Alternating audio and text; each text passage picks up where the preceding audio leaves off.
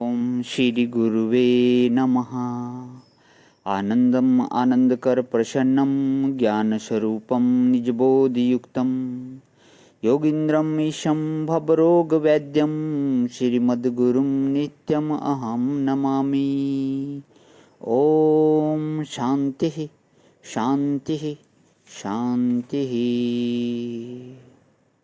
प्रणाम भगवान। श्वेता श्वेत्र उपनिषद स्वामी श्री अखंडानंद सरस्वती जी महाराज का दिव्य ग्रंथ, जिसमें भगवान हमारा 29वां प्रवचन चल रहा है और मंत्र नंबर 14 से लेके 17 तक की व्याख्या, ध्यान का फल अध्याय चल रहा है भगवान। तो पेज नंबर 381 से आगे लेते हुए कि है तो यह आत्मा दीपक सरीखा, यह शरीर का प्रकाशक है, परंतु शरीर से जुदा करके उसको जानो और उसको जानकर ब्रह्म तत्वम प्रपश्येत, ब्रह्म तत्व का अनुभव करो। असल में यह उपाधि से परिच्छिन्न भास रहा है। यह जो बिजली नन्ही सी बल्बों में मालूम पड़ती है, वह बल्ब की उपाधि से मालूम पड़ती है। 40 वाट है कि 60 वाट है कि 100 वाट है कि 200 वाट है, यह क्या है? बोले, यह उपाधि के कारण बिजली की रोशनी में भेद हो गया है या भेद हो रहा है। उपाधि के कारण ही बिजली न्यूना अधिक प्रकाश रूप में से भास रही है, नहीं तो बिजली का रूप यह नहीं है। यह जो परिपूर्ण व्याप्त ब्रह्म शरीर में स्थित है, वह हमारे हृदय के बल्ब में आकर के ही दीप सरीखा भास रहा है। असल में तो वह परिपूर्ण ही है।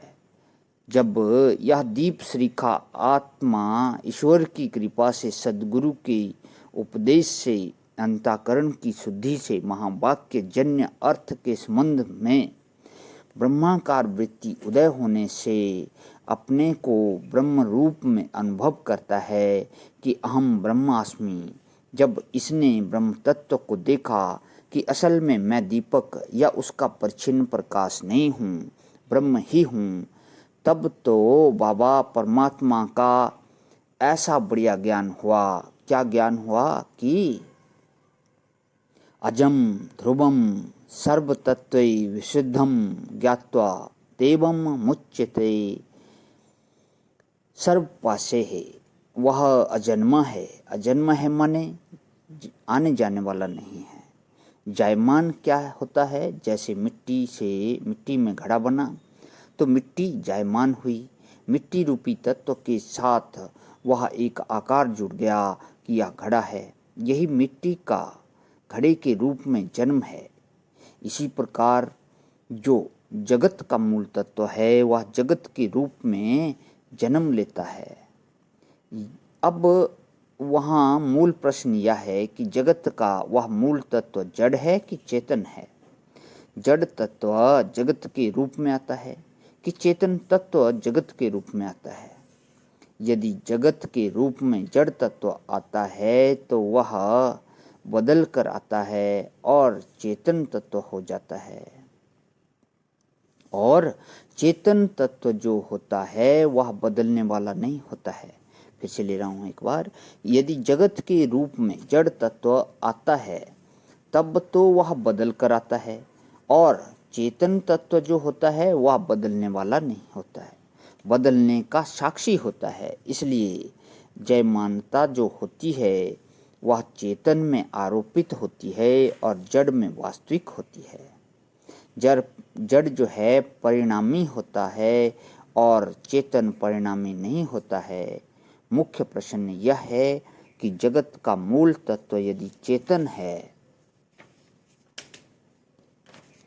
एको हो देवा सर्वभूतेषु गूढ़ः सर्वव्यापी सर्वभूत अंतरात्मा कर्माध्यक्षा सर्वभूत अधिवासः साक्षी चेतः केवलो निर्गुणश्च। तब तो वह सब प्रकार के परिवर्तनों का साक्षी है, और साक्षी है तो बिल्कुल एक रस है। जो तो चेतन का जन्म नहीं होता, अविद्या के कारण माने अपने को खंड चेतन न जानने के कारण, दृश्य जड़ से तादात्म्य हो जाने के कारण दृश्य जड़ का जो जन्म है माने जन्माभास है, उस जन्माभास को अपना स्वीकार करके ही यह चेतन जन्म स्वीकार करता है। वस्तुतः यह अज है, ना यह देवता के रूप में जन्मता है, न मनुष्य के रूप में, न पशु के रूप में, और न पक्षी के रूप में, न ब्रह्मा विष्णु महेश के रूप में। यह ज्यों का त्यों अजन्मा है। यह माया प्रतिबिंब ईश्वर के रूप में नहीं जन्मा, ज्यों का त्यों साक्षी अखंड एक रस परिपूर्ण है। प्रणाम भवन। आज यही विराम। ओम शांति शांति शांति। प्रणाम भवन।